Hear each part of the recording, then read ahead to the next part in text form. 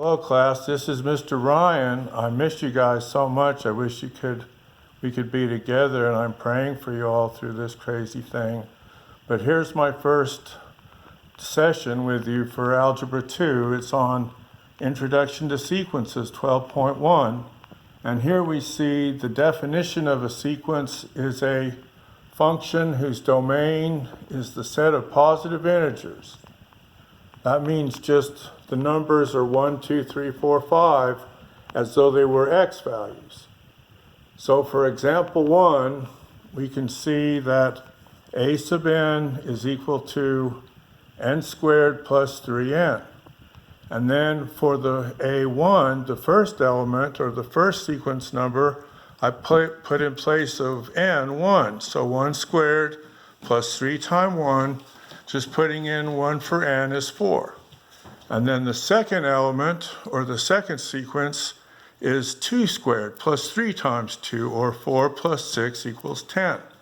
Now they've asked us in this example to do the 10th element, and that's 10 squared for n squared plus 3 times 10, which is 100 plus 30 equals 130.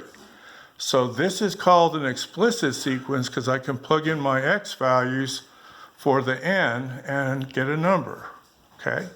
Now we can also have a constant sequence, which is just the same for every element. It's always 3. So that's not very interesting, but that's a constant sequence. Now for example 2, we can write an explicit formula for each sequence. So if we have the sequence of fractions here, 2/3, 4/5, 6/7, 8/9, I can see that the second one is 2 times 2 over 2 times 2 plus 1.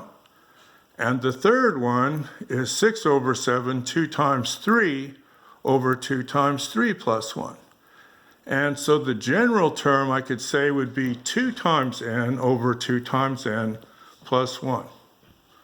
And that's an example of an explicit formula that we can gather by the pattern of the numbers.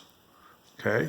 Now this sequence is -1, 8, -27, -64. And as you can see, that's 1 to the third because it's third powers, 2 to the third is 8, and 3 to the third is 27, and 4 to the third is 64. And you can see that the sign is changing also from -1 to +8, -27 to +64.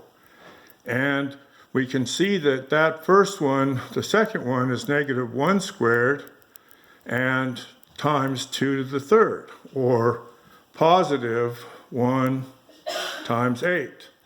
The third one is -1 to the third, which makes it a -1 altogether, times 3 to the third is equal to -27. So that gives me a general sequence of a sub n equals -1 to the n to the third. Okay? Let me